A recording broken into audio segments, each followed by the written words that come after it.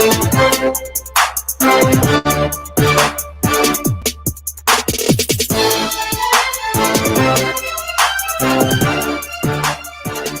afternoon. Welcome in to, well, good is relative. It is afternoon here in Middle Tennessee. And it's better for some than others. I don't know who it's better for today. It is certainly not better for most of us Titans fans with brains. Those who don't have brains, I can't speak for them. But, man, what a crazy, crazy Tuesday it's been already. And this is Main Street Sports Today, presented by Mid-Tennessee Bone and Joint. I'm Chris Yao. He's Maurice Patton. Justin Kulick is on the controls. Yeah, here we are. Here we are, unexpectedly. As unexpectedly as we can possibly be. Stunned. Seriously. Did not.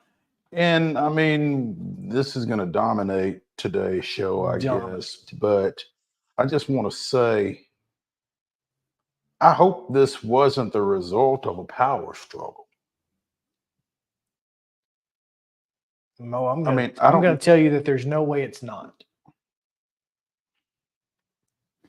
I'm just going to tell you that there's zero chance that wasn't the way it went down. That wasn't exactly why Mike Vrabel's not the coach of the Tennessee Titans. We're going to talk about it. We are absolutely going to talk about it. Matter of fact, we're going to talk about it as quickly as we possibly can when we get into our top story, which is, of course, Mike Vrabel no longer being the coach of the Tennessee Titans. Steve Layman of News Channel 5 is going to join us. We've, of course, got Terry at the top of the hour.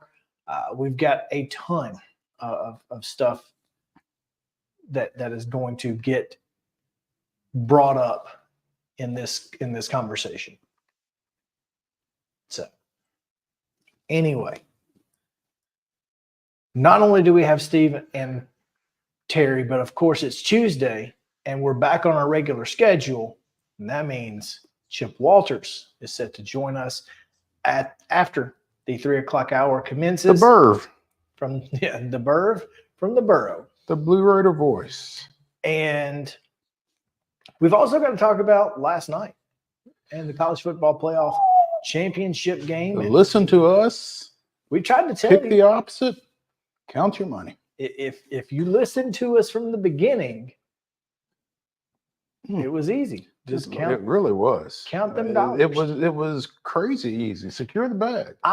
Here's what I want to do. I want to test that theory by making predictions on the air and then betting the opposite way. No, because then you might win money, and the universe does not want us to do that. Or my public predictions will improve. Yeah, one of the two. Either my public perception is going to greatly improve, or do we have? Or I'm going to get rich, and at that point, it doesn't matter what other people what your think public of me. perception is. Yeah, do we have a final tally? As Dave Chappelle would say. Is there a final tally for the winner of the pick'em? There is not. There will be. I was so stunned by last night's events that I neglected to tally. Understandable. My bad. We're going to get to all of that. Mm-hmm. But before we do anything else, yeah, we've got to get to yesterday's results, and very few yesterday's results. And today's schedule, though, on the rundown. This is the rundown. Monday high school basketball results. On the girls' side, Harp at the edge, Dixon County 52-51.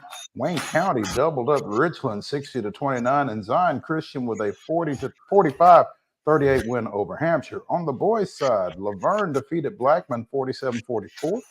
Chattanooga Prep with a 53-52 win over West Creek. Dixon County downed Harp at 62-27. Wayne County with a 53-51 win over Richland, and Zion Christian defeated Hampshire 70-32. As we mentioned, college football national championship game. Go Blue. The Wolverines of Michigan 34. The Huskies of Washington 13 in the final official college football game of the 2023 season on January 8th, 2024. Basketball action tonight. Double headers, 6 o'clock. Girls to start, boys to follow. Agatha's Club. We're welcoming Dayspring Academy. Westmoreland is at Allen County, Kentucky. Battleground Academy welcomes Columbia Academy. Creekwood goes to Camden Central. John Overton's at Cane Ridge. Eagleton at Eagleville at Cascade. What's funny is there is an Eagleton. Right. It's over East east. Tennessee. but Yeah, we don't need to be talking about them. It will be Eagleville at Cascade. Centennial at home against Brentwood. That'll be a good one. White House is at Cheatham County. Springfield goes to Clarksville.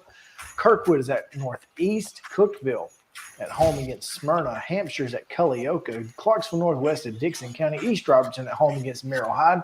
Lancaster Christian's at Franklin Christian. Murfreesboro Central is at Franklin County. Friendship Christian welcomes Davidson Academy. Giles County at home against Lawrence County. That'll be fun.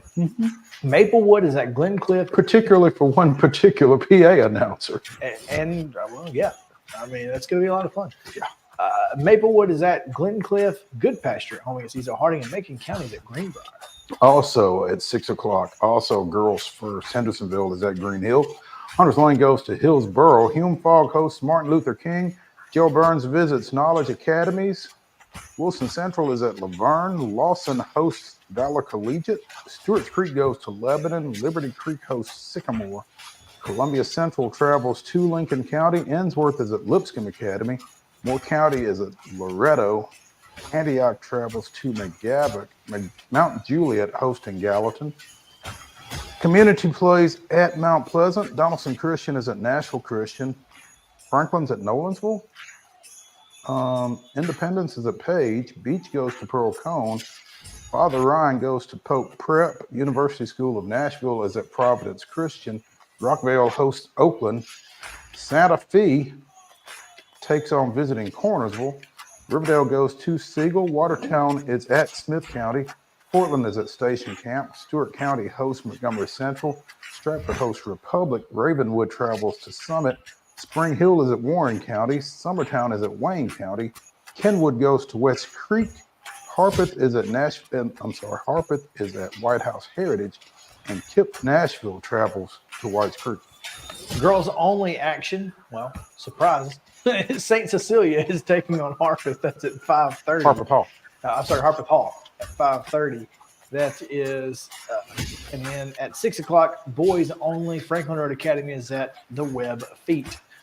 College basketball doubleheaders tonight in Nashville. Fisk welcomes Oakwood of Alabama. 5 o'clock women's tip, 7:30 men. And down in Pulaski, you can find UT Southern, 5:30 women, 7:30 men, welcoming William Carey out of Mississippi. Hattiesburg. That's right. Men's basketball tonight on the SEC Network at 8 o'clock in the nightcap. Vanderbilt's at LSU. In NHL action on Valley Sports South at 7. The puck will drop for Anaheim, the Mighty Ducks, and the Predators of Nashville. And in NBA action, the Memphis Grizzlies are at the Dallas Mavericks at 7:30 on NBA TV. In what any other day would have been our top story. But except today. Alas, that is your rundown.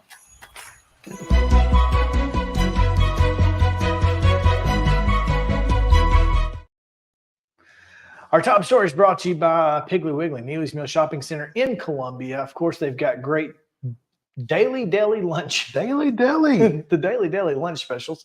And of course, your fresh hand-cut meats. They've got great produce. All of it is just cost and then 10% added at the register. Piggly Wiggly, Neely's Mill Shopping Center in Columbia. Comment from our friend Ian from Australia. I don't know why so many coaches are sacked and players aren't. Makes no sense. Well, Ian, you're right to a. It's interesting because yes, players under contract can get cut, but it goes against. Well, in that league, not every league, right? In the NFL, and so. But it does count against your salary cap, whereas coaches do not. Mm-hmm. And so, I think it's an interesting concept because, yes, I think Mike Vrabel has had some issues in the personnel department. I mean, 2 years in a row, they set the NFL record for most players used in a single season. Mhm. And one of those seasons, he was the number 1 seed at 12-5. Now, do I think the last 2 seasons, which have seen fewer injuries, but also players who aren't as good,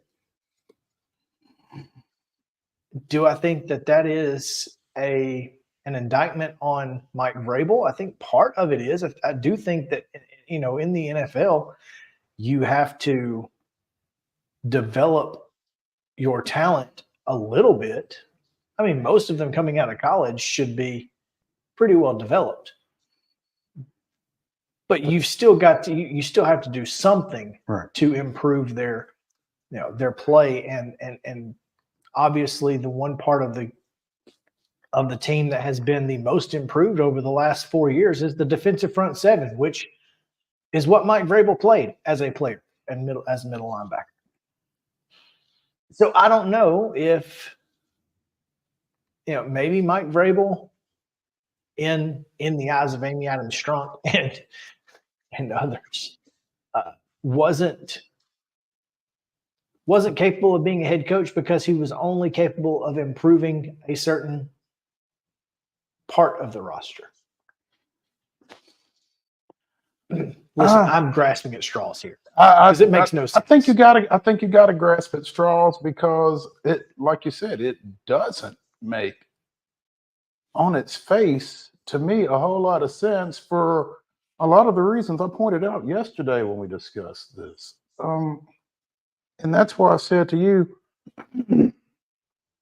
that I hope this wasn't a situation where Ran Carthon and Mike Vrabel could not coexist, and so Amy Adams Strunk had to pick one or the other, and she picked the one with less baggage as a member of the Titans organization. But like you said, I'm not real sure what else makes sense. Okay, I have a theory. I knew you would. And this is strictly a theory. I think one of the conversation points in this meeting that was held with Amy Adams Strunk, I assume Rand Carthen was in the meeting, and Mike Vrabel. I can't help but wonder if the assistant coaches were a factor, were brought up, and Vrabel was either unwilling to make changes outside of his tree, because he has been to this point unwilling to make changes outside of his tree. And Amy said, well, if that's the case, your tree's not getting it done. So if you want them, you're going to have to take them somewhere else. And here's the thing. If that's the case, she's not wrong. And ultimately, once I get past the shock of this, I'm not necessarily bothered by this. But it's just that I feel like Mike Vrabel has had success here. I feel like he could have success here again under the right conditions. And, like you said, if he was being overly loyal to Tim to Kelly, his assistants, then Shane yeah. Bowen, whoever the offensive line coach is. I mean, if his loyalty lied with his staff and not with, the wishes of the team owner, yeah, then you got issues. Then that's going to be your issue. And so look, I have a problem with it because I don't think Mike Vrabel is a bad head football coach. Mm-hmm. I don't necessarily think that Tim Kelly or Shane Bowen are bad defensive coordinators. I do think that they are hamstrung by personnel issues that as we have talked about on this show consistently, as well as with Teresa Walker, are not going to get fixed in 1 year. Or were not. They weren't going to be fixed in 2023. We knew that. I thought everyone knew that. I thought that was the point. So what changed? Right. And Amy Adams Strunk, in her statement that is on TennesseeTitans.com, as the NFL continues to innovate and evolve, I believe the team's best position for sustained success will be those who empower an aligned and collaborative team across all football functions. Last year, we began a shift in our approach to football leadership and made several changes to our personnel to advance that plan.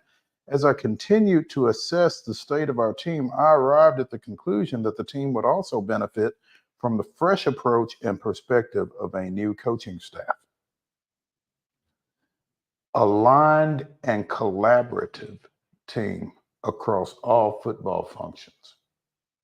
Is that That is exactly what is you that a phrase that jumps out? It's Aligned the and phrase. collaborative? It's the phrase.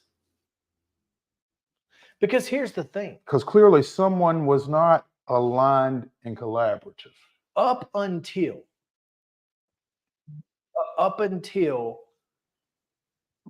J-Rob traded A.J. Brown, I think he and Mike Vrabel were aligned and collaborative. I think that was the beginning of the end for J-Rob, because obviously he had some bad drafts, but, at least he tried. He did draft a left tackle that they intended to play at left tackle. There are yes, there were signs, and they were told by Georgia, hey, Isaiah Wilson's a bit of a head case. But whatever.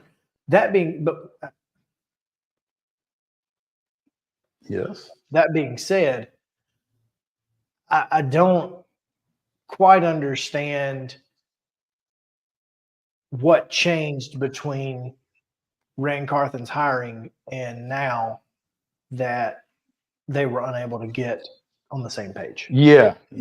And, to perhaps give us a little more insight on what the disconnect, or what we are concluding was a disconnect between Ran Carthen and Mike Vrabel that brought us to where we're at. We are now joined by News Channel 5 sports anchor Steve LAYMAN by phone. Steve, are you there? I am. How are you guys? Doing well. How about you, man? Doing well. My day got busier, though. Yeah, I think all of our days got busier. I mean, I watch you guys on a constant basis right before I go to bed, which makes sleep not so easy on some nights. But I mean, you kind of had an inkling that this may be the way this played out. But even when you have an idea that something may happen, when it actually happens, it's still a little bit of a shock. Where do you sit as far as this goes? Yeah, Mo, it is still surprising to me that when you look out there and you just consider the fact that Amy Adams Strunk and the Titans today fired a coach who was the coach of the year in the NFL just 2 seasons ago, and had led them to the playoffs multiple times, had won 2 division titles, had a team that was the #1 seed in the AFC. He didn't ultimately win the Super Bowl, but Mike Vrabel hit a very small target of being a guy to come in to replace a coach that had won a game in the playoffs to actually improving the Titans team from that point. Now, granted, the last 2 seasons haven't gone how anyone would expect or want, but I think there's a lot of reasons for that, and I don't put most of the blame. He's not immune from all of it, but I don't put most of the blame on Mike Vrabel. That said, as shocking as it was to just see that on its face, there's been a lot of smoke in the last several days. And generally, as you know, when there's a lot of smoke, you look for the fire. And I think in this case, it became clearer and clearer that there was so much smoke that there had to be a fire. And while we may not be able to completely pinpoint exactly what the tipping point was or what the starting point was, there was enough behind the scenes here that at least made it different at the end of the season. So much so that yesterday, when in every year in the history of the franchise, the Titans head coach, even the guys who have been fired before, have talked the day after the season about wrapping up the season and where they go from here and all that. Mike Vrabel didn't speak yesterday. And he left it up to the players in the locker room, or the organization left it up to the players in the locker room, I should say, to address where they go from here. And that is when I really started to think, okay, there is definitely something there, because the only reason you wouldn't have him talk is if you think there's a legitimate chance that whenever you meet this week to discuss what's going forward, you don't think he's going to be the guy going forward. And so that was the first moment yesterday when I legitimately thought this might happen, but still it is a surprise when you see it in writing from Amy Adams Strunk today. And I think from the outside looking in, Steve, that one of the more frustrating aspects of this is, we're not going to know what ultimately happened that brought this about. Like I said before we brought you on, I hate the thought that it may have just been it devolved into a Carthon versus Vrabel type scenario. And I mean, you just kind of got the feeling that both those guys were professionals, and surely they could get on the same page about how to address some of this. And the idea that that wasn't doable is kind of disappointing to me. Yeah, and I get that. I honestly don't think that is it. Now, I don't know completely, and we'll probably learn a little bit more at 4 o'clock this afternoon when Rand Carthon speaks. But to me, this isn't strictly about that. This is about Amy Adams Strunk. She somehow, in her mind, in a year's time, went from making Mike Vrabel essentially the most powerful person in the organization besides her, in charge of all football things, and supposedly working with Rand Carthon, to all of a sudden dismissing him a year later. And I don't know exactly what changed there. Obviously, she did a very similar thing with John Robinson as her general manager just over a year ago. But that, to me, is the most interesting thing here, is if you really parse her statement, she's telling you that in her mind, the NFL is a more innovative league than what the Titans have been in recent years. And they did all this analytical stuff and brought in different guys and assistant GMs last year. And she says that was the part of the transition process. And whether Mike Vrabel wasn't totally on board with that, or whether he didn't completely see eye to eye with Carthon, when she started looking at what they were planning on doing this offseason, I don't know whether she asked, hey, are you cool with this? And he said no, and then that was the tipping point, or whether she just knew that he wasn't completely on board. But that, to me, is where the real tipping point here is. The only thing I'll say about that is when you talk to people around the NFL, people like Rand Carthon, people believe in analytics, people believe in a lot of that new age stuff. But everybody believes in Mike Vrabel as a head coach in this league.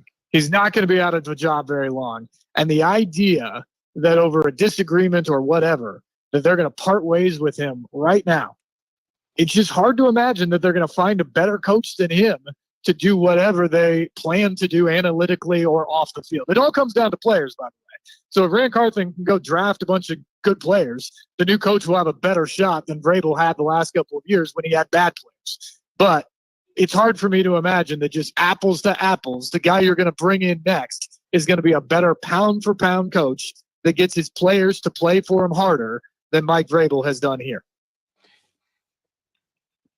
I've said it about at least one other coach in the National Football League. I was going to ask if this fits that. And I think this absolutely fits. Mike Vrabel will have a job, if he wants one, before the Tennessee Titans hire his replacement. Yeah, I think that's probably right. And he probably will have his pick. And I also think there's probably a handful of owners out there who maybe weren't planning on making a move this offseason. They felt pretty good about their situation, but are probably reassessing that right now. Because Mike Vrabel is available. That's exactly right. Not to say that they'll ultimately pull the trigger and make that move, because anytime you change the coaching landscape of your organization. It is a big move, and it's a short-term setback. But I do think there's probably a bunch of sort of middle-tier teams out there that weren't planning on getting rid of their coach that may now have second thoughts if they think that they could lure Mike Vrabel to be their coach. And so obviously, Steve, the next question becomes who? Yeah, that's my question. It's one, honestly, I'm not overly prepared for because I couldn't really wrap my mind around the fact that we'd be doing this right now. But I think on the forefront, if again, you read the only statement from Amy Adams Strunk, and quick aside, I think if you're a Titans fan today, however you feel about Vrabel or this decision, I think your biggest disappointment of today is the idea that Amy Adams Strunk is not going to talk and answer questions. She's the owner of the franchise. She just fired a coach of the year and a GM that we've heard from one time since the draft last spring is going to answer all the questions about the future of the organization. I don't think Rand Carthon fired Mike Vrabel today. I think he was told to go out and talk about where they're going to go from here after Amy Adams Strunk made that decision. And so I don't think we're going to get the full picture today because she's unwilling to sit out there and answer the difficult questions about this. But if you look at her statement, her 4-paragraph statement that says this was incredibly difficult, but I believe in the evolving nature of the NFL that we need a different structure and essentially we need to be more innovative. If you're reading between the lines, to me, that says we need to have an offensive-minded coach that's going to light up the scoreboard, and we're going to do a bunch of great things with our new quarterback. Presumably that's Will Levis. And so I think you have to imagine that they're going to be very much focused on a young, offensive-minded guy. And if that's the case, the first guy that comes to mind to me is Ben Johnson in Detroit. He's a guy that is probably going to carry a big price tag. He's certainly highly thought of. I don't think the Titans will be his only suitor, but I would probably make him my first call if I was Amy Adams Strunk and Rand Carthon. Well, and you mentioned that the Titans may not be his only suitor, but is there a better job available right now than the Tennessee Titans? I'd rather be the Chargers coach. With minus $75 million in cap space instead of $100 million in cap space? Well, yeah. I mean, the because look, you get a chance to be. Justin Herbert. I love Justin Herbert. I like their ownership situation, their stadium, those types of things. One of the things I'll say back to that is, I also think there was a message sent today that's not a particularly good one around the league about the owner. I mean, think about this. In the last 2 years, not even the last 2 years, she has given extensions to her general manager and her head coach, singing the praises of how good of a job both of them are doing. And within 10 months, she fired that GM in the middle of the season when they were in first place and seemingly destined, even as poorly as they were playing and as many injuries as they had, seemingly destined to win the division again and get back to the playoffs. She fires him. The wheels come off. At that point, it seems like she's giving all the power to Mike Vrabel and saying, this is your franchise to essentially run from a football perspective. She goes out and hires a GM, which is not his guy. And so then she says, and now they're going to collaborate about it all. Not sure how good the collaboration was throughout the course of the year, but less than a year later from that point, she's now moved on from the head coach. To me, that, I hate to say it, but she essentially did in the last 2 years all the things that people have always said that Jerry Jones does that he doesn't actually do. That she's been emotional and overreactionary and pulls the trigger quickly and doesn't leave it up to the football people to figure things out. That's essentially what she did with these two moves over the last couple of years, at least from the outside. And now she's not willing to answer the questions about it, about what ultimately led to her decision. If you're Ben Johnson or one of these guys out there, I get there's only so many jobs. So at some point you got to take one if you want to be a head coach.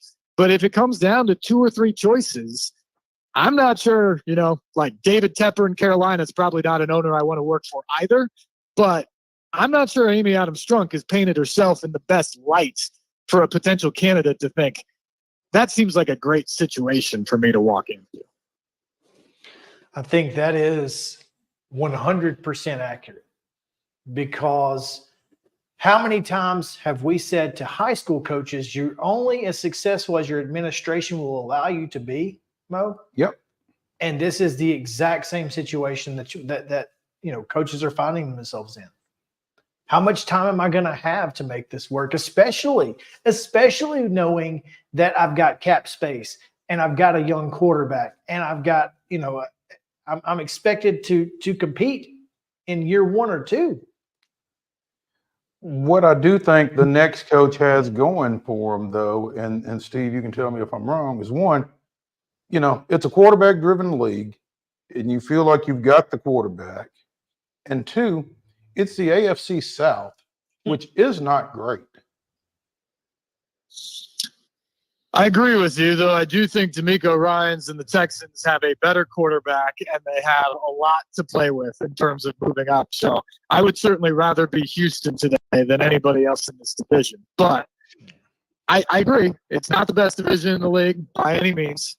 You do have a lot of cap space, the most in the league to play with in the offseason. So it's up to Rand Carthon to get the new guy players. They caught a huge break in the fact that it does look like Will Levis is the guy you can move forward with, and he's at least going to have the opportunity to prove he is or isn't the guy next season. That's a huge, enormous break for whoever the new coach is. All that being said, I think the other thing you worry about is you look at what the organization and what her message was, is she says today that this was a process that started a year ago. And maybe it did. But she didn't tell us that when she fired John Robinson, or even really when she hired Rand Carthon. Maybe Rand Carthon walked in the building and was like, hey, we need a few more analytics people. We need a cap space guy. We need this. We need that. And they pieced it all together. And she's like, okay, I like the direction this is moving. But that wasn't her mindset on December 5th or 6th or whatever it was last year when she fired John Robinson. She just got upset and fired John Robinson. That's what happened on that day. And it's hard for me to think, knowing all that in the background, that that's not a little bit about what this is about.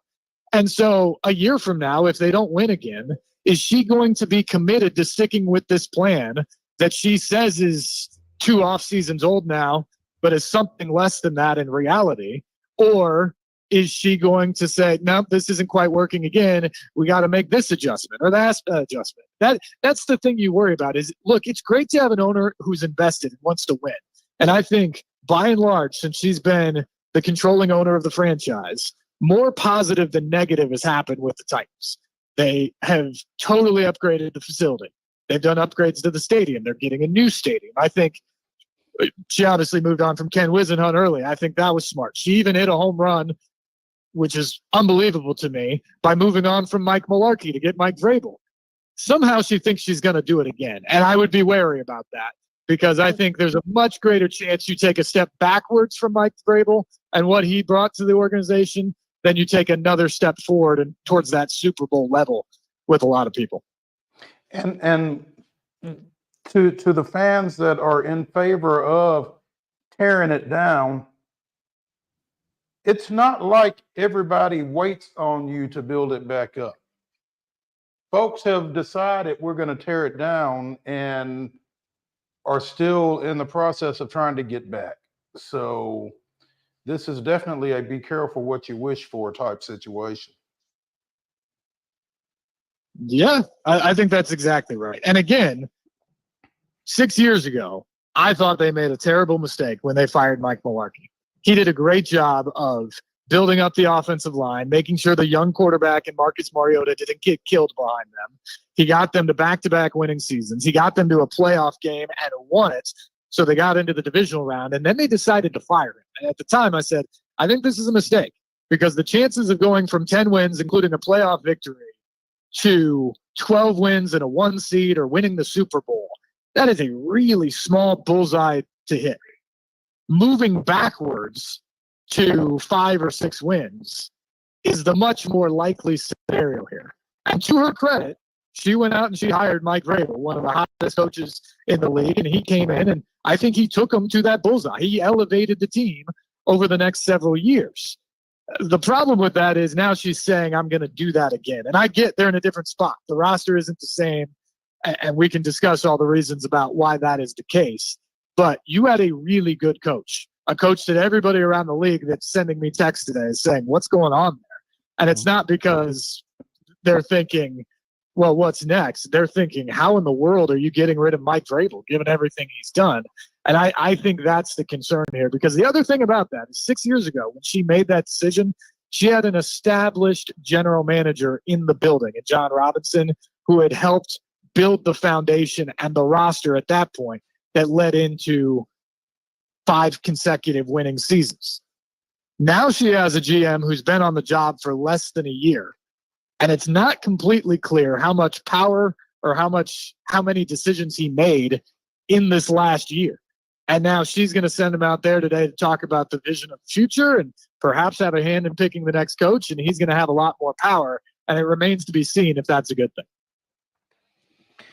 Steve Layman of News Channel 5 joining us here on Main Street Sports today, presented by Mid-Tennessee Bone and Joint, about the firing of Mike Vrabel, and where they go from here should be very interesting. Again, this topic is dominating all of sports talk in and around Middle Tennessee and probably around the NFL nationally. Hey, if you wanted the national media to talk about you, I guess this is one way to do it. So, Steve, we appreciate you taking time with us, man, and look forward to seeing this press conference at 4:00, and hopefully we'll get something, but as you said, unlikely. Yeah, I think we'll get something, but my guess is you're going to walk away underwhelmed by the amount of answers you get to all the questions so many people have right now about this Titans organization. The structure is murky about what's going on over there right now, and they're going to have a lot of questions to be answered with how they move forward beyond just the press conference this afternoon. No doubt. Steve, again, thank you, man. We appreciate it. Look forward to talking to you again soon. You bet, guys. See ya. All right, we'll take a break. We're only 20 minutes past 1, so we'll get right back. And before we get back into the Titans with Terry McCormick, we'll talk about last night's college football playoff championship game and the final AP poll and the idiots who made bad decisions in the final AP poll, et cetera. So I'm kidding. But we will talk about it on the other side of the break. Stick around.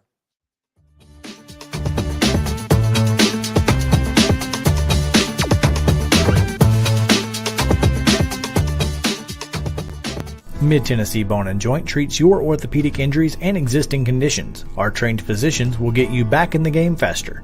Contact us at 931-381-2663 or www.mtbj.net. With Lee Company technology, the best handymen are hands-off.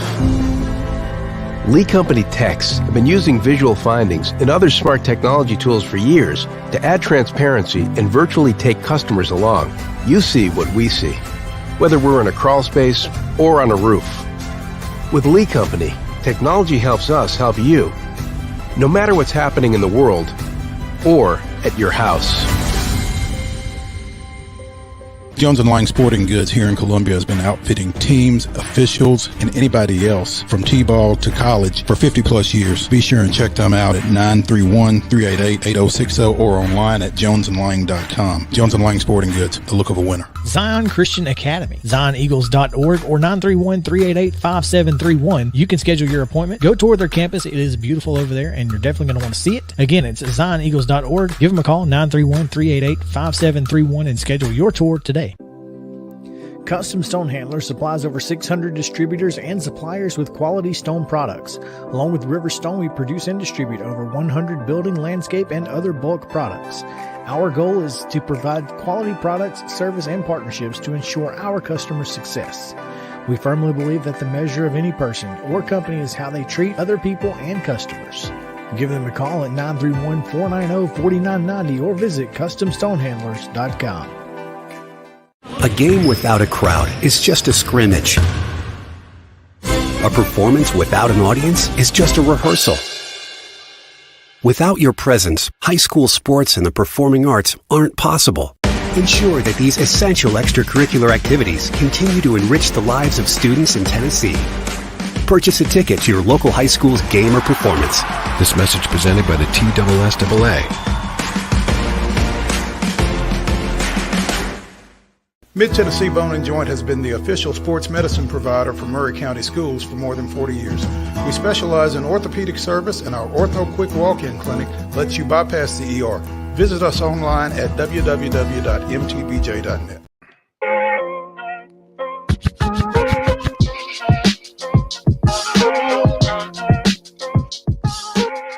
Welcome back in Main Street Sports Today, presented by Mid-Tennessee Bone and Joint. We're talking now about the college football playoff championship game to give ourselves a little bit of a mental break. I'm not sure how much of a mental break that is, since we went so hard for the Huskies, and you know, And it was such a good game. To our credit, it was a game for about 53 minutes. It was a game until the phantom holding call. The phantom holding call changed the game.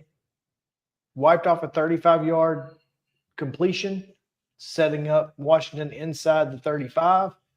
It led to a punt that ended up, of course, Michigan takes the punt and then the subsequent drive for a touchdown, and that was it. I mean, from that point, it was just waiting on the nail in the coffin, which somehow always seems to be a pick six. Now, that one wasn't last night, but it wasn't a pick six, but it was everything but. Yeah. And so, you think about Georgia, Alabama a couple years ago with that pick six. Mm-hmm. It just seems like that's always the nail, because you're expecting a pass and you're playing pass defense. And so it's likely. You take one to the house. Yeah. And so it's just, you got to give credit, though, to Michigan, because, boy, they did everything I thought Texas was going to do.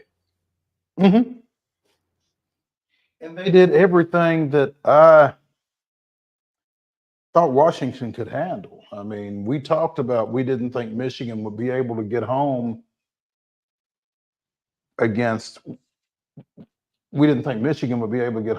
Washington's offensive front, and they were able to get pressure on Penix and really make him look ordinary at best. A lot of that, though, is because Dylan Johnson had the injury to his foot. If that doesn't happen on the first play of the game, I think that there's some changes that probably – but they were almost one-dimensional from that point forward, because Dylan Johnson, even though he tried to play and valiant effort on his part, was not Dylan Johnson. And I think that's why Michigan was kind of able to pin its ears back and just get after Penix. And I wonder if – I mean, you don't want to take a kid out if he says he can go, a kid who's done everything that Dylan Johnson has done for that team over the bulk of the season. But did Dylan Johnson do themselves a disservice by him continuing to go out there?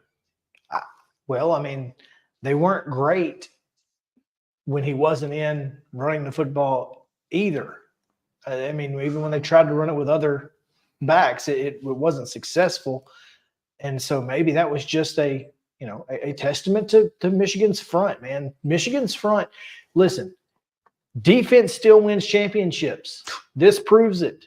And it may not always win championships, but defense, if you're the best defensive team in the country, you have a better chance to win a championship than not, no matter what your offense does. And their offense was pretty darn good last night. They looked really good in the run game.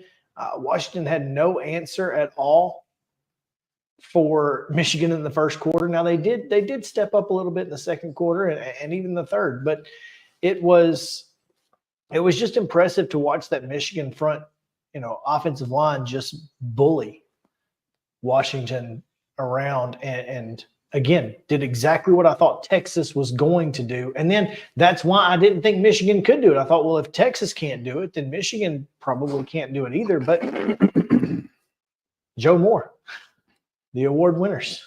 Go figure. Now you know why. I mean, this just got – Michigan proved everybody wrong in that they couldn't do it without stealing signs. They couldn't do it with J.J. McCarthy. Why are you getting rid of Cade McNamara. It's not like the guy behind him is going to take you any farther than McNamara did. He just beat Ohio State, won the Big Ten. Oh well, just kidding. Let me show you what we're going to do. And JJ McCarthy is now, weird as he is, based on some of the things that he does, now a national championship winning quarterback, and you got to give him credit. He is weird. Meditation on this field, talking with the taking his shoes off to ground himself, talking to the psychologist mid-game. But it worked. Did it? I thought he looked good. I thought he made the throws that had to be made. Michael Penix missed on a wide open touchdown by throwing the ball too hard. He looked like Joe Milton out there. Like all he had to do was just throw it. Just touch it in there. In the vicinity.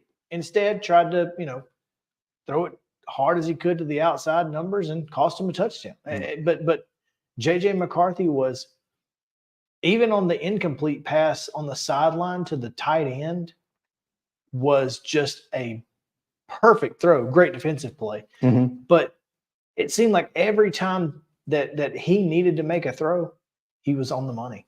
And I got to give him credit. I have to give Michigan all the credit in the world. They earned it. They deserve it. Whether it's vacating asterisk or not. They earned it. Listen, we said this, though, and I've said this before.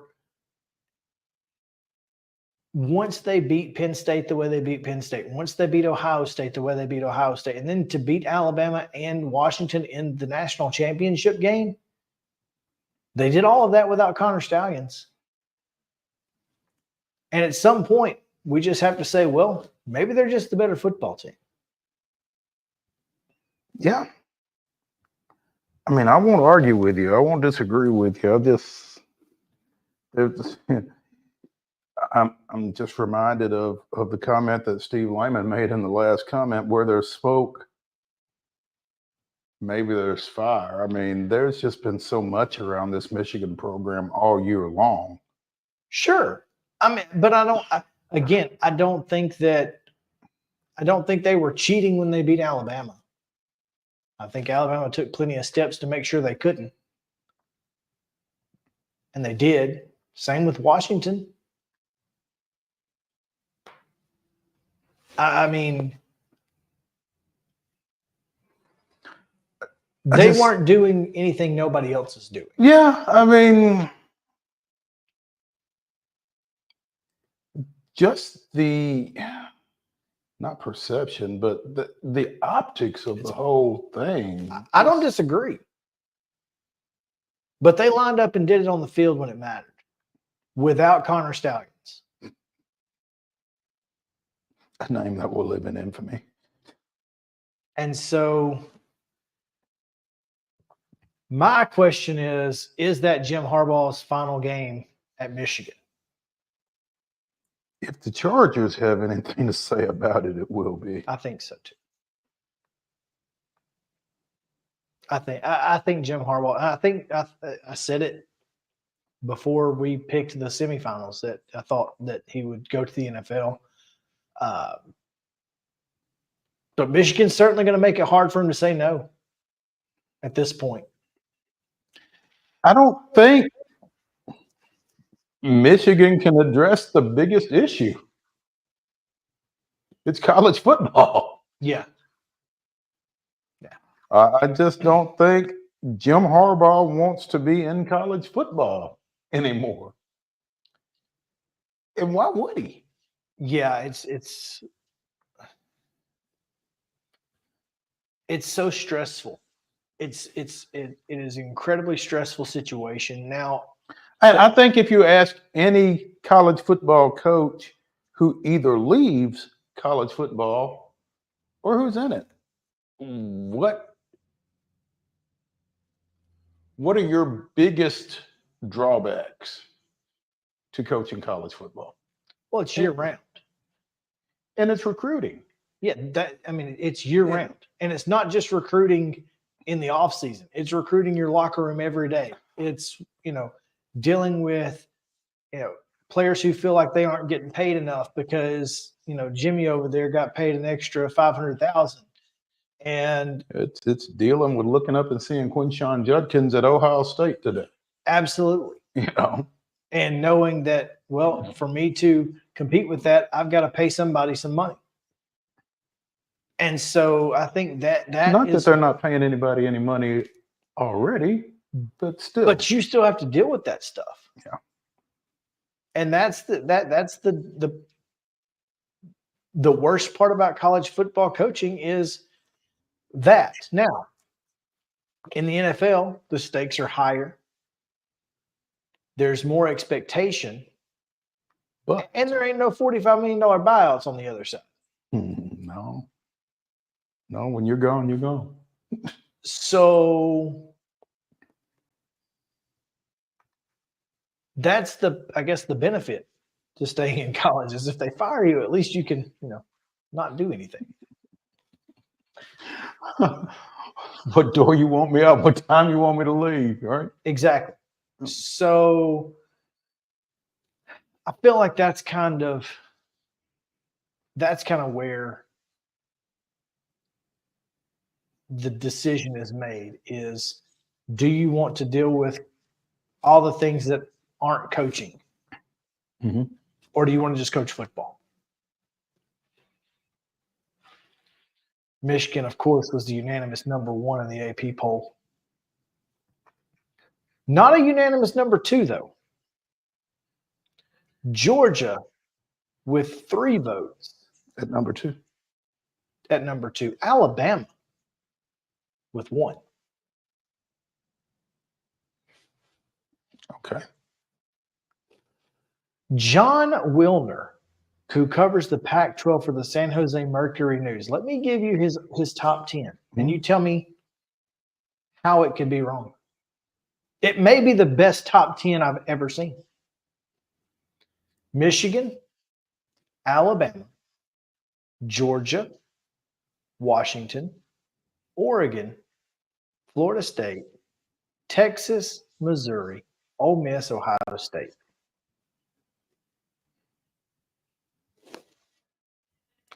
Texas at 7? I think today they probably beat Florida State, so you might flip them in Florida State.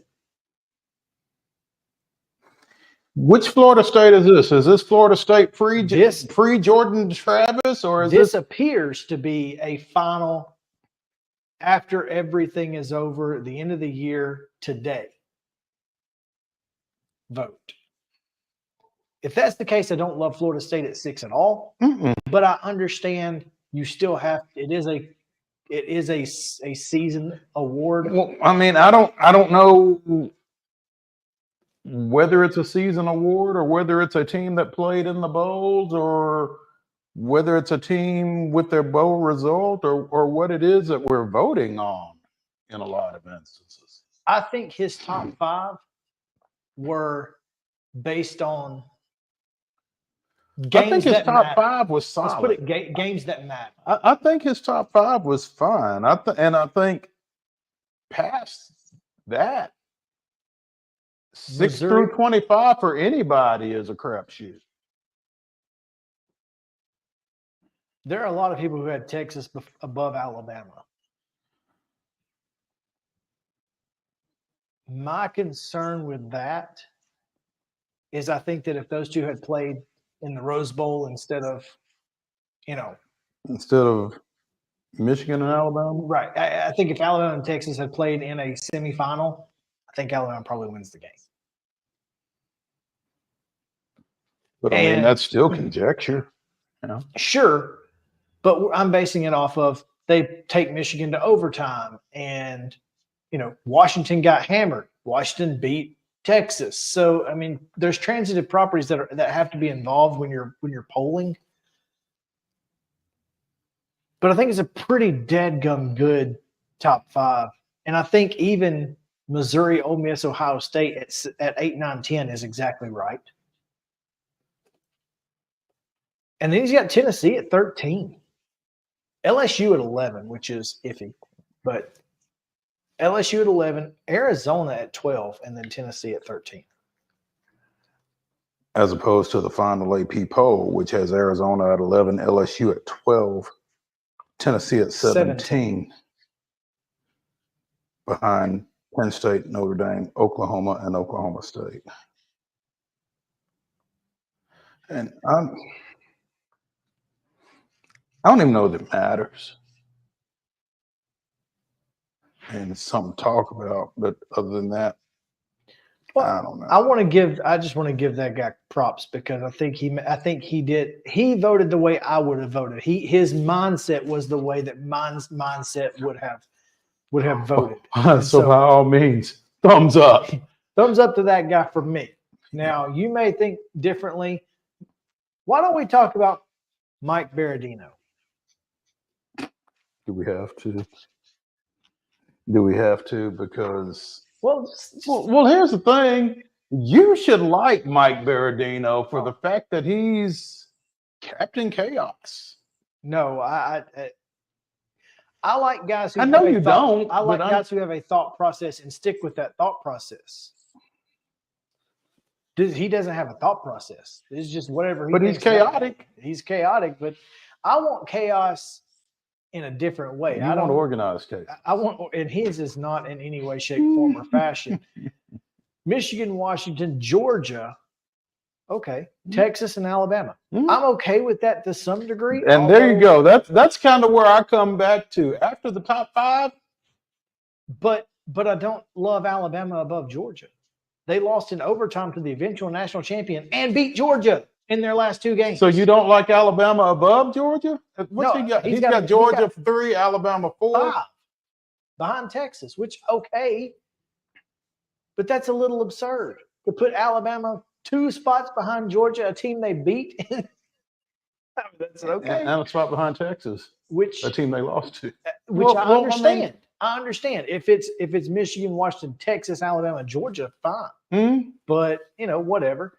Anyway, Oregon, I agree with. I think Oregon's one of the top 5 or 6 teams in the country. Ole Miss, Ohio State, Florida State, LSU. Now he has Missouri at 11, Ohio State at 8.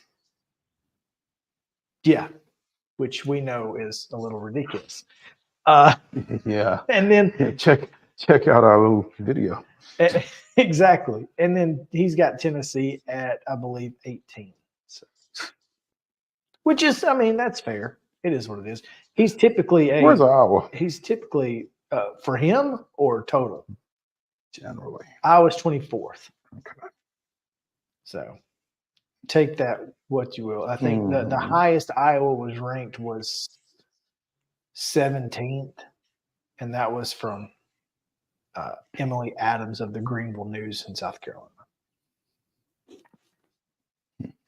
So, anyway, I always love looking at the individual votes.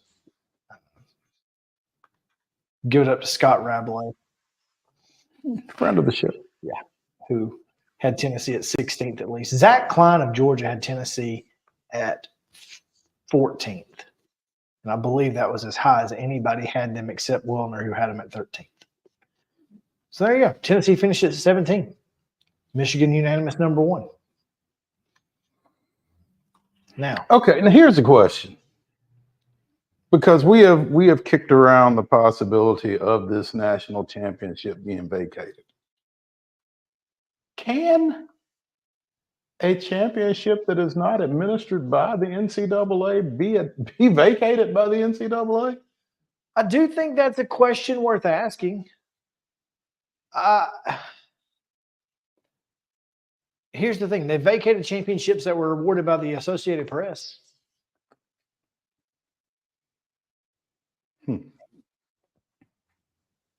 I mean, USC is not considered to be the 2004 national champion.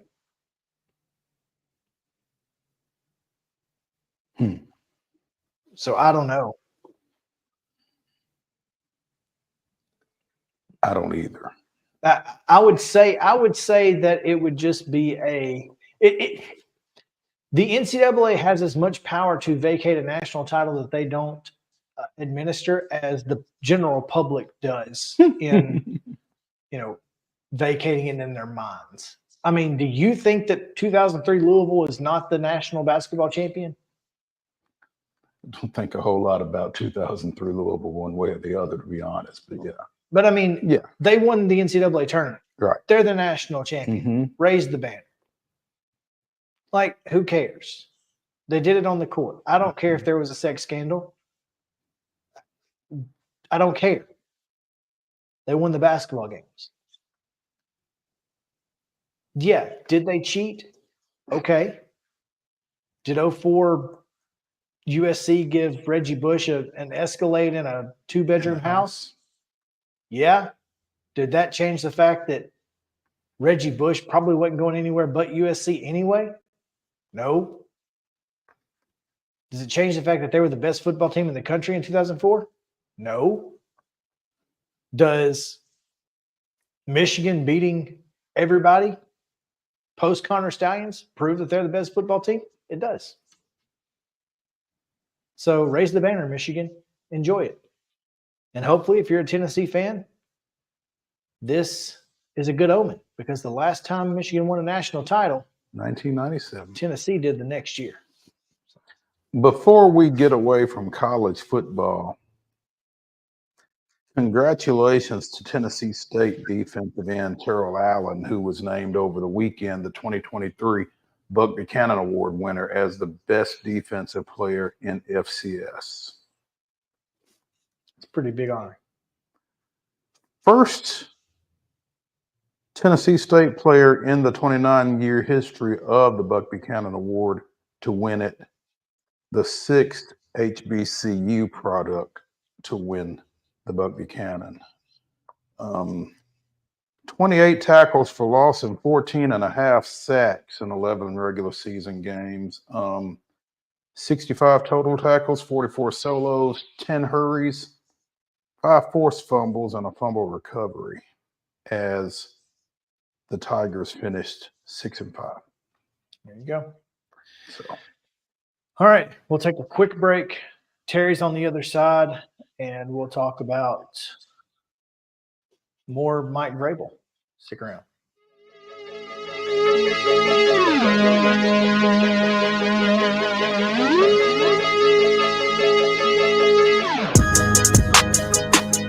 He shoots and he scores!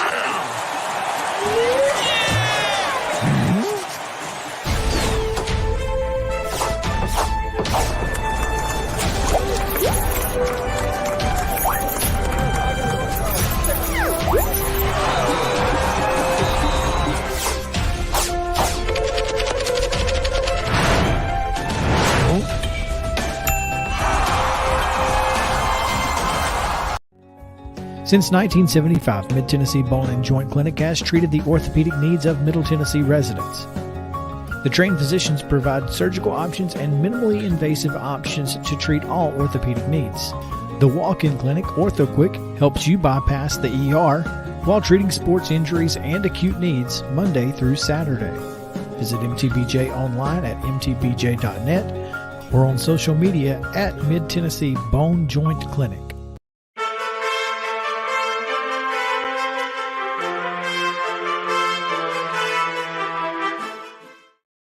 Time now for your daily Titans update with Terry McCormick and TitanInsider.com. Terry, I know you're getting ready for a press conference. What's going on?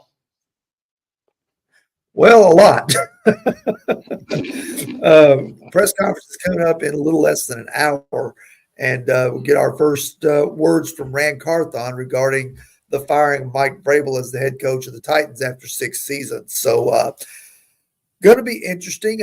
I'm sure that, I'll be one of those who delves into the reasons why.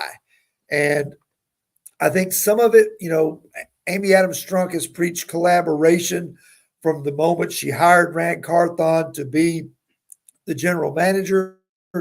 And Rand Carthon stated in his introductory press conference that it was his job to get Mike Vrabel the players that he needed to coach to best get results so that the Titans could win. Now it sounds like that Mike Vrabel's philosophy is no longer wanted. So Rand Carthon may get the chance to see what his philosophy is and find a coach who is kind of in his image and has his philosophy. That's what it sounds like to me. Which I guess brings about the question, what is Rand Carthon's philosophy? Well, he comes from the San Francisco 49ers, so I'm going to guess that it has something to do with the Mike Shanahan, Kyle Shanahan coaching tree. So I would think that would be a good place to start when you start talking about coaching candidates. And, you want people who are like-minded in, making this maybe more of a pass-oriented team as opposed to the run-oriented team that's been for the last 6 years and even before that when Mike Mularkey was the head coach. Okay. So upgrades at the receiver, right? We can only hope. Well, I mean, if you're going to throw the ball, you got to have somebody to throw it to, and you can't throw it to DeAndre Hopkins on every play, assuming he's back. That is He's true. in the contract. That is true. Okay. So I would think that, whoever the new coach is probably going to bring a much different offensive philosophy than what Mike Vrabel brought to the table. And I got to believe that, like you said, that's going to involve more people throwing and catching the football and obviously better protection than what the Titans offensive line showed to Will Levis and Ryan Tannehill this year. Better protection. And because it's tough to throw off your butt, as we saw this year in particular and in previous years as well. Perhaps the next coach's philosophy will be to play an All-American left tackle at left tackle. That's all I can hope for. Wow. How much? So this is, and we're gonna listen to. I don't know if did you see Amy's interview with Mike Keith yet? I did not. Okay, so she did a 5-minute interview with Mike Keith. Or I don't know how long it is, but there's a 5-minute clip posted onto their Twitter account. We're going to play that a little bit later in the show for all of us to hear for the first time, Terry. But I did see a comment from someone who basically said, her comments allude to the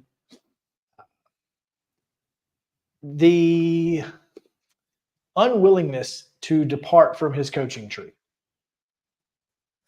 Yeah, I don't doubt that. I mean, he was pretty loyal to the guys that he had brought here over the years. I mean, I think maybe Amy Adams-Strunk might have had a hand in the dismissal of Craig Aukerman after the Indianapolis Colts debacle. Mike Vrabel, you remember last year, stuck with Todd Downing through the end of the season, despite him getting charged with a DUI. Now, I know all the things of, innocent until proven guilty and all the things that go along with our court system. But, that was a pretty bad look for an organization right there. And it's a pretty bitter pill to swallow. It's one thing if Downing had been going out there and his offense had been lighting it up like Don Coryell back in the day. But granted, they were coming off a good game against Green Bay. But Terry, I'm gonna stop you just. I'm gonna stop you just a second on that one, because if you're firing the guy for getting the DUI, his performance shouldn't have anything to do with it. Now, if you're firing him for his performance, then the DUI shouldn't have anything to do with it. Now, I agree, but I'm just saying it's a much tougher sell if he's out there tearing it up. Even though he made a mistake, it's a much easier sell to the fan base to go ahead and get rid of him versus if he's out there lighting it up. He just made a mistake. We've been trying to buy it. They wouldn't sell it to us, Terry. We tried to buy it for a year. So we can give him a little more grace on the DUI if at least he was scoring points, is what we're saying. I'm just saying, I know how coaches think, and you guys do too. Yeah. And the DUI was iffy at best. I think somebody might have called. Hey, yo, your boy been drinking. He out there on 65 South. Go get him. And then when they didn't fire him, it's like, damn, we can't even get this dude fired. What the heck? Yeah. Anyway, go ahead. Well, it just feels like that, Rand Carthon and Mike Vrabel butted heads on certain key issues. I'm starting to wonder now, how much was Mike Vrabel on board with the switch from Ryan Tannehill to Will Levis once Levis was put out there due to injury? Because when you think about that, Vrabel is a guy who is loyal to veteran players. And the old rule of you don't really lose your job to an injury usually applies with guys like Vrabel who have played the game. So I think that's another question that has to be brought up today with Rand Carthon. Whether he'll answer he was it or on not. a team he was on a team that kind of did that, though. He was on a team. Does the name Drew Bledsoe mean anything to you? Yes. So, I mean, there is that. But yes, you're right. And that could have been it. He could have been Rand is ready to move on from the Derrick Henry era and that style of offense. And Mike was probably like, "Are you stupid? He just ran for 1,500 yards again. What do you want him to do?" Now here's a question, Terry. I think that question should be asked. I hope that question is asked. Do you expect to get an answer to it? Not a direct answer, no. But I think you can kind of read between the lines when you see Amy Adams Strunk's statement. She went out of her way to say we have a good young quarterback that we drafted last year, or words to that effect. I think you can kind of read between the lines and say she and Rand Carthon are eager to see this team built around Will Levis, more so maybe than Mike Vrabel was. Last year, we added a promising young quarterback and several other talented players to our roster. With a coaching search, enviable cap space, and top 10 draft position, this offseason is as important as any in our history. I'm excited for the weeks and months ahead. We will meet the moment. So, all right. She has said they will meet the moment. It's a bold strategy, Cotton. Let's see how it works out. It's right? worked out for her twice before. At some point, she's got to miss. Law of averages. Yeah, the law of averages. The law of averages is not looking good in her favor. So we'll see. Terry, we appreciate it again. We'll obviously be looking for a report from that 4:00 press conference on TitanInsider.com. Tell us about Zen Sports. The new sports betting app exclusively in Tennessee the last few months, and I'm excited to share with you some big news. Now, when you sign up for a Zen Sports account, you will receive up to a $1,000 no-danger first wager. That's right. When you place your first bet in Zen Sports with up to plus 500 odds, you can be reimbursed for the amount of your bet up to a $1,000 maximum within 24 hours if the bet loses. And there's more good news. Zen Sports is rolling out its brand new VIP rewards program. This new VIP rewards program will allow top-tier customers to earn more bonuses, comps, and perks. The VIP program is by invite only, so if you feel your Zen Sports play qualifies for VIP consideration, please check out the program details and apply at zensports.com/VIP. No other sportsbook will offer you a premier sports betting experience with 24/7 top-tier customer support and faster withdrawals than Zen Sports. So what are you waiting for? Get going and download their app at zensports.com today. Zen Sports, betting just got better. Gambling problem? Call 1-800-889-9789. Terms and conditions apply. Must be 21 and older and in Tennessee to bet.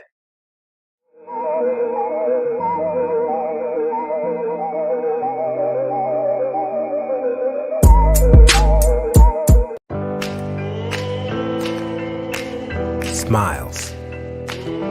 These are the healthy smiles of real Delta Dental members.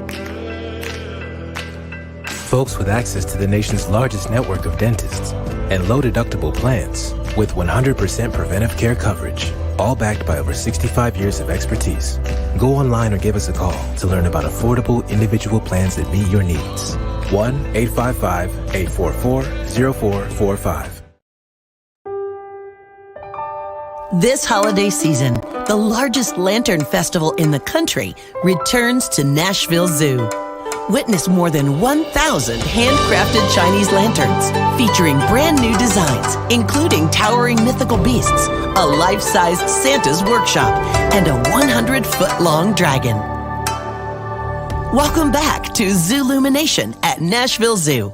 Bigger, brighter, and better than ever. Of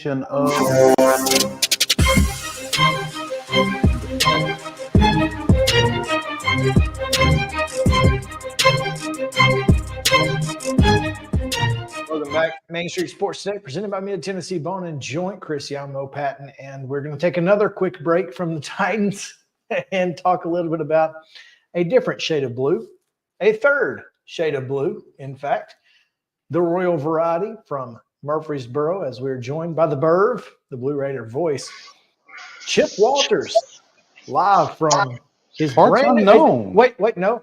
Is it Cash? Because I voted for Cash. Voting is not over yet, but it is Vader currently has the lead. Oh, the new car. Chip's in his new car. It's an all-black vehicle, and the names are between Cash and Vader. Cash and Vader. Count me in for Cash. See, we got two. Yeah, I kind of like that myself. But Vader was the first thing that came to mind. But then I thought about it and said, "Oh, I like Cash too." So go to my anybody out there, those in the masses, go to my Instagram story and you can vote on it. So there you go. I like choose Chip. I like Cash. But, yeah. All It's right. my Instagram is Blue Raider 85. So Okay. Blue Raider 85. Make sure to go vote on IG. I'm going to vote from like 4 of my accounts. for Cash, from all of them. There you go. Yeah, we're gonna rig this thing a little bit. Chip, Sam Doughton has a column from a couple of days ago on GoBlueRaiders.com, headlined "Ahead of Coosa play, what can men's basketball do to right the ship?" that's correct. There were 3 things that he brought up. And first of all, as with most things Sam puts out, I thought it was very well thought out and very well written on his part. And that one thing about it, I think it says, it acknowledges that, the men's basketball team has not played up to where they thought they were going to be, in particular before the injuries that occurred, but they did make a bounce back against Reinhardt University, and now have had some time. And I've been to a couple practices here over the last couple of days, and it's gotten a little salty at practice. So I think there is definitely a thought that conference play is knocking on the door, and it gets underway Thursday night against a Louisiana Tech team, and we'll jump into that in just a minute. But the first weekend of conference play took place over the weekend, and it did not go the way of the Chalks, so to speak. So it looks like it could be an interesting race in what will be a 16-game season for Conference USA. You got to be careful with salty practices, don't you? You do. But because the last thing you want is somebody getting hurt by friendly fire. That's correct, and that is absolutely correct. And we saw that it was funny, it turned out to be funny, not funny weird. But in the Reinhardt game, there were 2 instances of friendly fire, one on each team. Fortunately for both sides, neither one was all that serious, but it happened. The thing is, we talk a lot of time about the rust and rest are one letter apart, but also the risk and reward goes along with that. You can't just go out and pity pat during practice when you have been a team that has not shot the ball well, has not been great in getting into the paint, and has also, you have gotten beat in the paint, and you've also given up a lot of offensive rebounds to your opponents. So you've got to have physical practices and get a mindset of what conference play is all about, and you do that by recreating it the best you can in practice. Now, the one thing that a decision was made prior to the Murray State game, leading into the Murray State game, and thus forward into the Reinhardt game, is that Ozell Jackson, Trey Green, and another guy or two, we've got to get into that bench and play those guys, because when you look over the previous 2 years where Middle had won 45 games in a 2-year stretch, they did that by going not 6 or 7 deep off their, into their lineup. They did that by going 9 and 10 deep, playing more full court defense, forcing turnovers, which in turn led to easier transition baskets, which in turn helped your field goal percentage, and on and on and on. And so the thought being is, like Maxine Nightingale said, let's get right back to where we started from, and get in there and play defense, force turnovers, and try to make life a little bit easier on yourself. And hopefully in the process, with those guys getting more minutes, is that those guys that are 8, 9, and 10, they come along and gain those extra minutes they're getting and become better players along the way as part of it. Sam pointed out, as we mentioned in this column, 3 points of emphasis: find the rhythm on offense, get back to Blue Raider basketball on defense, which speaks to extending that rotation a little bit, getting Ty Mosley a few more minutes, as well as Trey Green, who you mentioned, and find a way to stay mentally disciplined. But one thing that Sam mentions in particular, Chip, you talk about turnovers and easy baskets on the other end. Middle ranked 24th nationally in opponent turnover percentage last year. This year they are ranked 229th. That's right. That's a bit of a drop off. Right. And again, that goes back to, and I think those kind of interlock with what we were talking about, back to Blue Raider defense and forcing turnovers.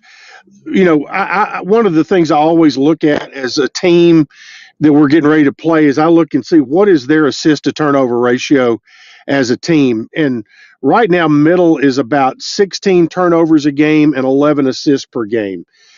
I would love to see that flipped or be, 13-12, something like that, 13-12 to 10, assist to turnovers.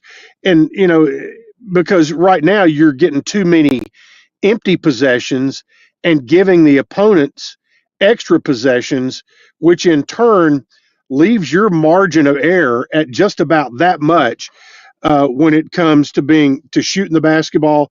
If you're having an off night shooting, you've almost killed yourself right there. If your assist to turnover ratio is what it has been being, they've been at like 0.7, where you would love to see that at 1.0 or better. Yeah, you know how they can turn it around, win. It's easier said than done, though. And that exact point was made at the end of a game day practice the other day, and it was like, and I was just kind of eavesdropping on it, and Coach McDevitt said, of all this other stuff we've been talking about, go out there and win. So cures a lot of ills, doesn't it? And here's the thing: it certainly does. I mean, you've got guys on this team who know how to win. You've got guys who have been winners on this team. Yep. I can't for the life of me understand how Middle Tennessee State in both football and now basketball have gone from competing at such a high level in a much tougher league to this. It just doesn't make any sense. And I just don't know what the mindset is that gets them there. So how – I feel like this team has some leadership, and, non-conference doesn't matter if you go into your conference and you win the darn thing, because you still get a chance to go to the NCAA tournament. And this is what matters, because look, it doesn't matter what you do non-conference. If you're MTSU, you're not getting in anyway. So who cares? Yep. There you go. Unless you have a year like FAU had last year. And that kind of thing. And we've seen before, whether it was the year we won 26 2 years ago with Coach McDevitt, or some of those really good teams with Coach Davis, that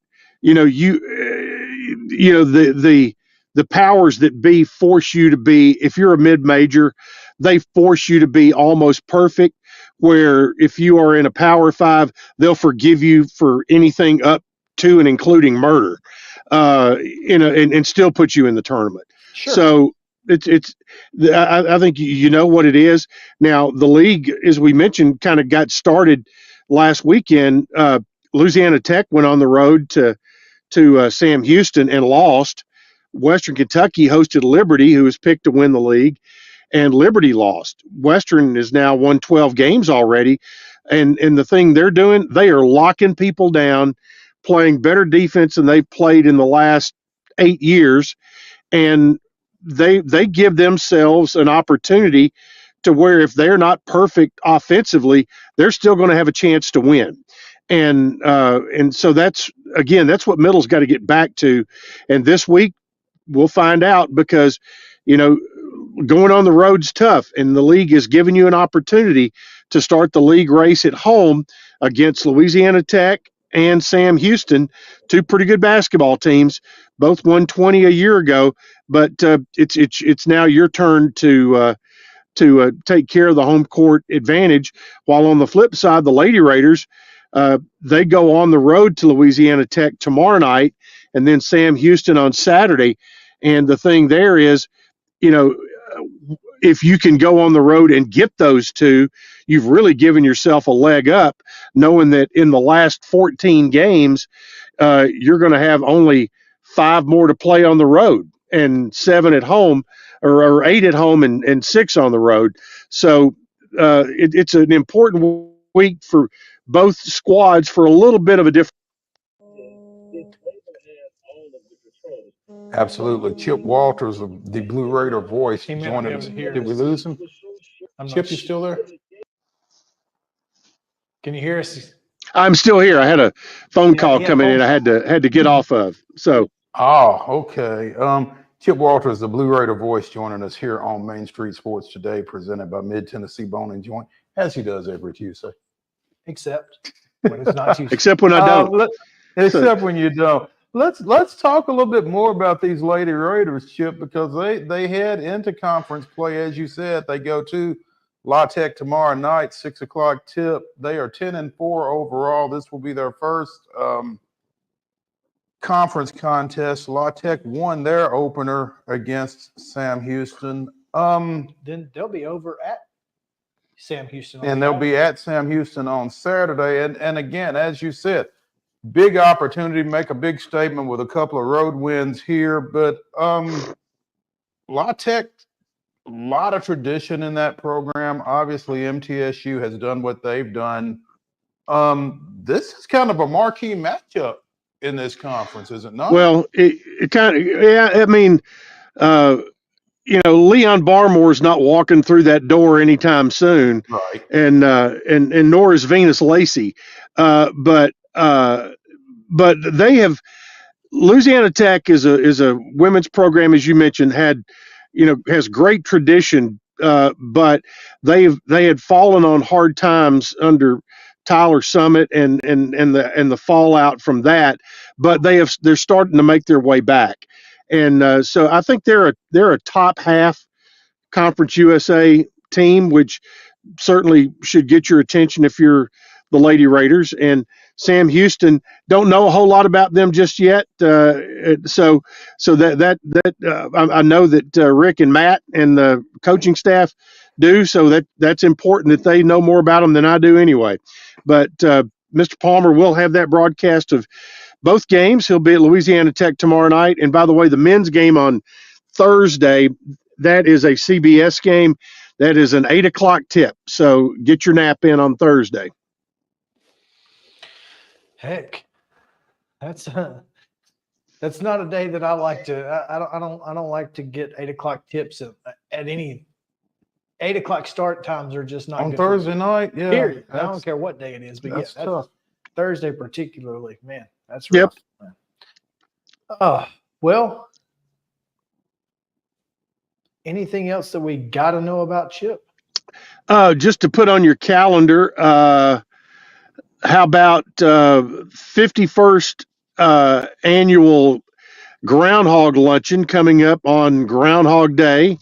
That'll be February the 2nd, and that is the Blue Raider baseball first pitch of the year. And with the traditional menu of ham hocks, white beans, tomato salad, and chocolate cake and ice cream, along with cornbread. So that's coming up.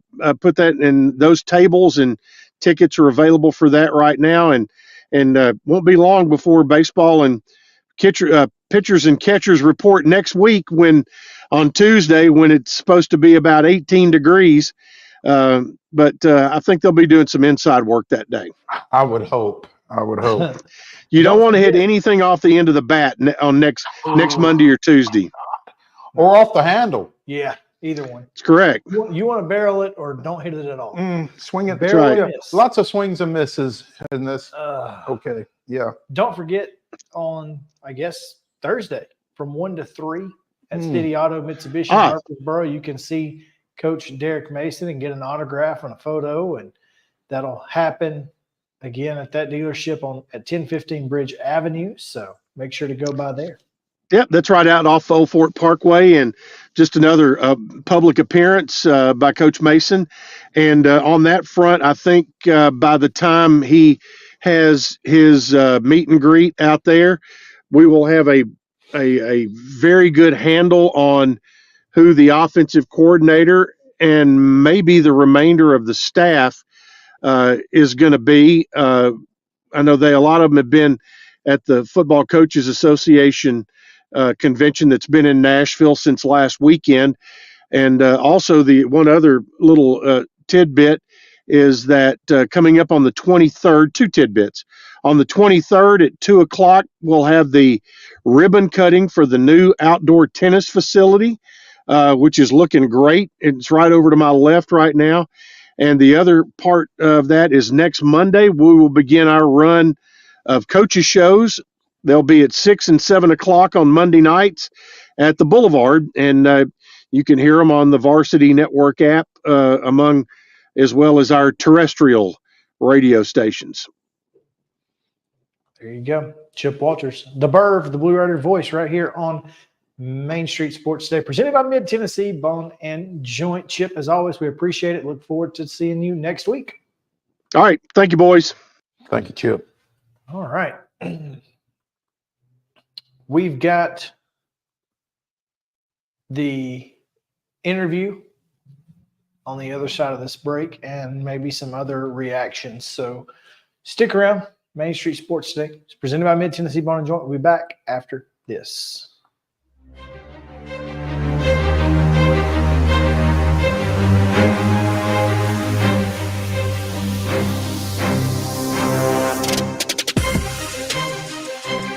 Mid-Tennessee Bone and Joint treats your orthopedic injuries and existing conditions. Our trained physicians will get you back in the game faster. Contact us at 931-381-2663 or www.mtbj.net.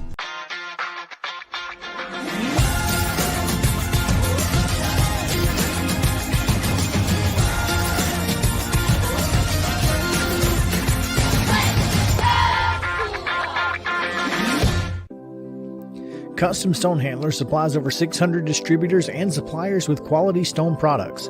Along with River Stone, we produce and distribute over 100 building, landscape, and other bulk products. Our goal is to provide quality products, service, and partnerships to ensure our customers' success.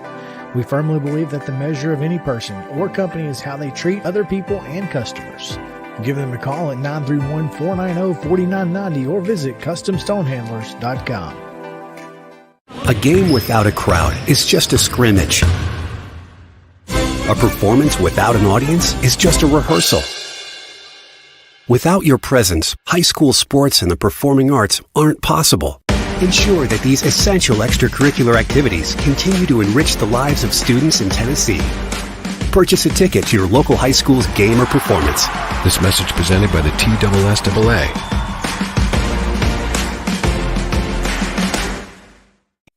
With Lee Company Technology, the best handymen are hands-off. Lee Company techs have been using visual findings and other smart technology tools for years to add transparency and virtually take customers along. You see what we see, whether we're in a crawl space or on a roof. With Lee Company, technology helps us help you, no matter what's happening in the world or at your house. Piggly Wiggly, located in Neely's Mill Shopping Center, is Columbia's locally owned and operated Cost Plus 10 grocery store dedicated to serving the community with low prices and smiling faces. Piggly Wiggly offers fresh, hand-cut meats daily as well as daily hot plate lunches from their deli counter. You're certain to see smiling faces and a helping hand when you're here at Piggly Wiggly. Come by and check out our fresh produce, high-quality meats, and more. Down home, down the street, we'll see you at the Pig. Mid-Tennessee Bone and Joint has been the official sports medicine provider for Maury County Schools for more than 40 years. We specialize in orthopedic service, and our Ortho Quick Walk-In Clinic lets you bypass the ER. Visit us online at www.mtbj.net.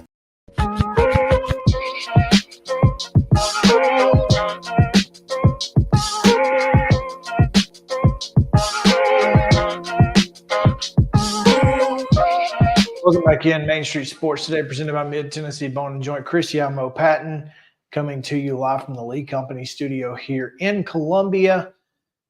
Earlier today, the Titans social media account posted a interview with Amy Adams Strunk, conducted by the VOT, Mike Keith, friend of the show.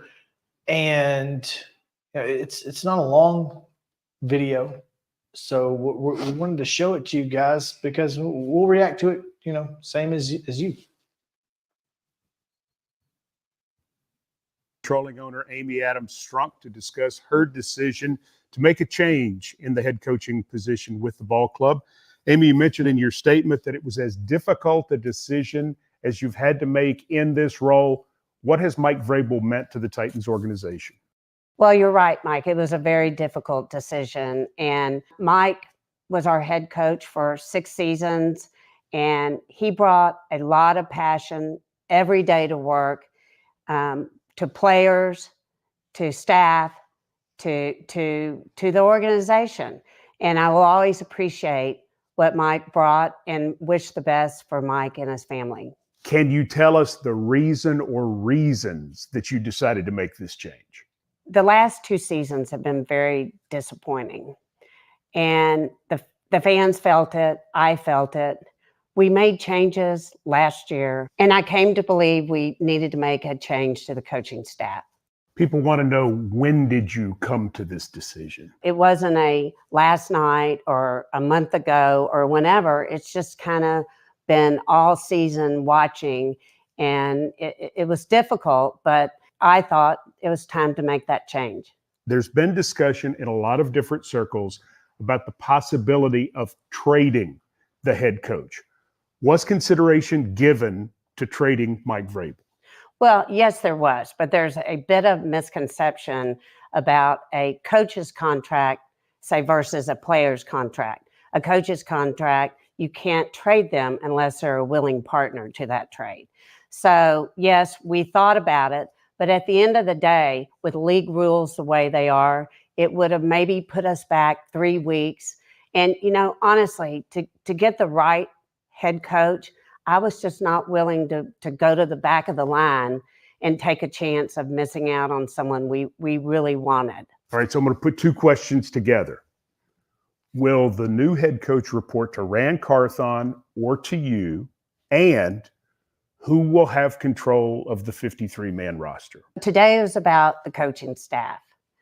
I'm not quite ready to answer that question. I still have some things to work through, but I will answer both those questions at the end of the process. So when it's done, you'll make this clear publicly, who the head coach reports to and who has control of the roster. Absolutely, yes. Some specifics about specifics in the search now. A lot of people are saying that Amy Adams Strunk is only going to consider someone with an offensive background to be the head coach. Is that true? Actually, no. I believe we need to improve across the board. So it's important to find someone that brings in, you know, a lot of diverse ideas and fresh perspective. And that's the most important thing in that new head coach. All right, let me take that a step further. So then what you're saying is you're going to be very interested in the staff that a potential head coach can show you when he talks to you. Yes, that's going to be very important. The head coach is the leader and the face, but you know that staff is super important. So we're gonna want him to bring in strong candidates, and we want to hear who he's going to bring in. What would you say you have learned from your previous coaching searches, general manager searches, that you will apply to this particular search in 2024? Cast a wide net. Take your time. We have a vision, and we want that coach to have that vision, and we're going to work to get it right. At this moment that you make this change and set a new course for the Tennessee Titans, what does Amy Adams-Strunk want Titans fans to know at this time? I have high expectations, and I'll never apologize for that. And these fans deserve a great team, and they deserve a championship brought to the city. And that's what we're going to work towards. And I'm prepared to make the hard decisions to hopefully get us there sooner. This team has a bright future. We have Rand. We have a promising young quarterback. I mean, the sky's the limit. We've got cap space. We've got a great draft position. Things are bright for the Titans. I'm really very, very optimistic. And I'd like to thank the fans for hanging with us this year. Our season was unacceptable, but we're going to get there. We're going to get there sooner rather than later. All right, we're going to get there. Sooner rather than later. Without Mike Vrabel? Sooner doesn't look as good without Mike Vrabel as it does with. I don't think. That's my personal opinion. But again, I mean, here's the thing. I mean, he's gone. He gone. This is let's see who's next. This is the thing that is so weird because, like you said, maybe off air beforehand, and you may have said it in the beginning. It's been a long 2 hours. I don't love the idea of Mike Vrabel not being the head coach, but I also don't hate it because, I mean, there is a good thought process to not having Mike Vrabel as the head coach if he's unwilling to make certain changes. Yeah. Because clearly what we did the last 2 years didn't work. Now, again, I'm not sure how much we can judge Mike Vrabel on the last 2 years. There are things and there are situations where he probably could have been better, but there are also 90-something reasons why the Titans weren't very good the last couple of years. Well, they did go 12-5 playing 91 players.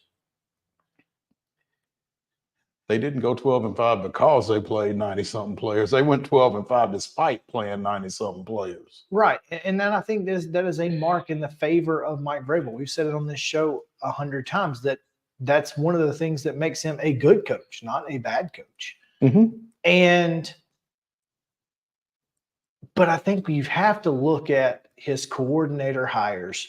Shane Bowen. I don't think you have to look necessarily at the hires as much as you have to look at what they did in those positions. But I mean, if you're firing your offensive coordinator and then hiring the passing game coordinator under the same, tree, why'd you fire your offensive coordinator? I mean, if you were planning on doing the same thing and expecting a different result, well, that's just a fool's game.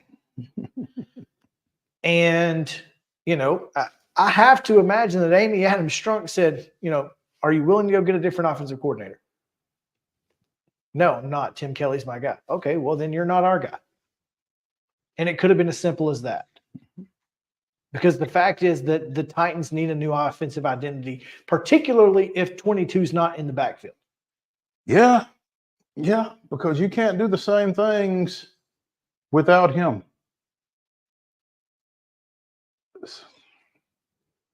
One of the things that I hated in that is that she says she's not prepared to answer whether or not Who the head coach is going to answer to.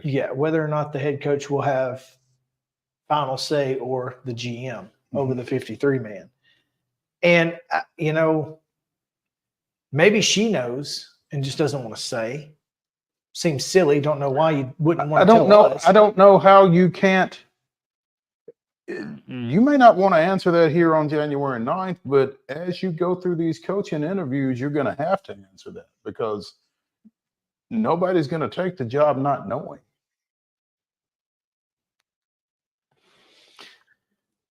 When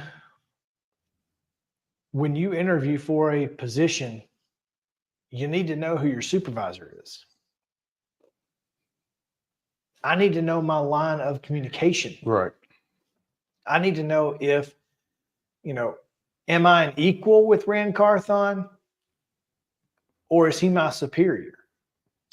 Makes a big difference. It does make a difference. And if Rand Carthon is the superior, you're going to have to go with a guy who's never been a head coach before, which I think they're going to do anyway. I don't think they're going to go get some NFL retread. But you're going to have to get a young guy who you think is, I don't think that you can, hire somebody with any type of success in their past and say, sorry, you got to answer the second year GM. You know what I mean? I know what you mean. It would be hard for you to take a job and say, oh no, you're going to answer to this 25-year-old who just got in the business. You know what I mean? That would be really difficult. And so you have to, because immediately your dynamic is bad. So I don't know. I just feel like there's a situation here that, but I do think that is their own creation, by the way. Mm-hmm. I do think it's like you said, though. I do think that they are going to ultimately hire a first-time head coach. Mm-hmm. And now, Mike Vrabel was a first-time head coach. He was, but he was answering to John Robinson, who had just drafted Derrick Henry and helped build a roster that made the playoffs. And that worked. Rand Carthon hasn't done that. Rand Carthon's first team went 5-12. 6-11. Sorry. But I really was just throwing out a number. I didn't even remember what the record was. Big difference.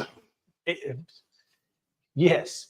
But you've got the most cap space in the league at nearly $100 million. You've got the seventh draft you got a lot of places you got to put that cap space too. You've got the 7th draft pick. You've got a pretty decent defensive front 7 to build around on the other side of the ball.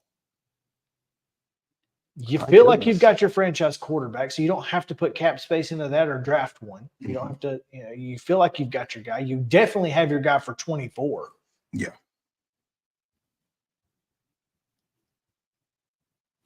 This, this becomes a situation of, do you want to be, co-pushing the grocery cart? Or do you just want to let Rand Carthon do his thing? Now, the easiest way to answer this question is very simple. Hire Slowick. He and Carthon have a relationship from their time with the 49ers. They clearly have the same type of idea. And the fact that there's already a relationship there, there's already a dynamic there. And a similar vision, one would think. Which is another thing that I really don't understand. If you have a vision, Why you can't just say it? Why can't you say this is the way that we want to handle this situation? This is the kind of what secrets are you giving away to other NFL teams if you just say this? I don't know if it's a mindset? case of keeping secrets from other NFL teams or if it's a case of not saying something that you're going to have to be accountable for later on. Because situations change. Okay. I mean, you can say that. I mean, I understand that. But if you've got a vision and you are clearly committed to this vision because you have fired John Robinson and Mike Vrabel in back-to-back years, what is the vision? Because it certainly doesn't make any sense to us. Because right now, 5 years ago, 6 years ago, when Mike Vrabel was hired, the vision was, we're going to play this style of football. We are going to we're going to be physical on both sides of the ball. We are tripling down on the Derrick Henry style of football. On both sides. On both sides of the We're going to pound you, and we're going to stop you from running the ball. And they did that. Until they did. Up until 2021 or 22. They did that. Injuries, poor drafts from John Robinson. And poor drafts from John Robinson that resulted in holes at important spots to what's the word I'm looking for? To be able to execute your vision. Because when you're missing on offensive linemen, you can't pound people. Everybody wants to go back to the A.J. Brown trade. And I know this is going to be a crawl in your butt, but I'm right when I say this. The real moment that this team flipped is when Taylor Lewan couldn't get back. Because as frustrating as Taylor Lewan was at times, he was still light years better than anybody we've played since at the position. Light years better. Well, that's a segment in itself. I mean, but seriously. And the fact that he was light years better than anybody that's played the position since him is an issue. It is. I mean, because he wasn't great. He wasn't great. He certainly wasn't great relative to the contract he had. But he was above average at the left tackle position, and he protected the quarterback. He protected the quarterback, and we didn't have issues with our quarterbacks getting injured until Taylor Lewan was no longer the left tackle. And that's not necessarily it doesn't necessarily bother me. Well, but here's the thing. I think when Taylor Lewan couldn't get back, the Titans were ill-prepared to address his absence. One, they obviously didn't expect him to have a second knee injury immediately in the next. Nor did he. And clearly neither did the injury sports medicine folks, but they'll fight that out in the legal battles. Mm-hmm. But left tackles they don't grow on trees. They do not. Good left tackles are just like good quarterbacks in the NFL. There aren't a lot of great ones. You got to hope you find one. Which is why you overpay for one. Which is why you overpay for one, because there's who else is going to do the job? You kind of have to pay the guy because it is what it is. I mean, go back to the Sandra Bullock, not Sandra Bullock, Sandra Bullock from Blindside. The second highest paid guy on the team is the left tackle because he has to protect your most valuable asset. And so that's the moment that this team's fortunes flipped. Did A.J. Brown's trade hurt? Absolutely. It was a brutal knock to this team. But unfortunately, and the reach for Isaiah Wilson at that position was almost you have to. It was almost by necessity. Because where else were you going to get a left tackle? And he was the best one available at the time, head case and all. because the Titans had been so good, they were drafting late. It was just it was Lemony Snicket's series of unfortunate events. It was definitely a series of unfortunate events that have led us to this point where now the Titans are completely changing who they are. We're going to a flashy new stadium. We need a flashy new offense. Ask the Chargers how that's working out. It's not working out great for San Diego or Los Angeles.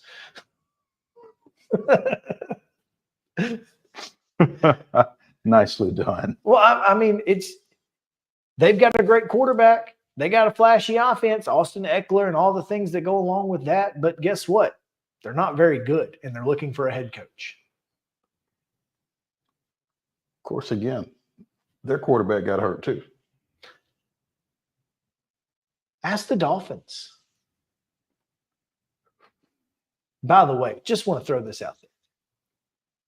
Brian Flores and Mike McDaniel have the same record over 2 years.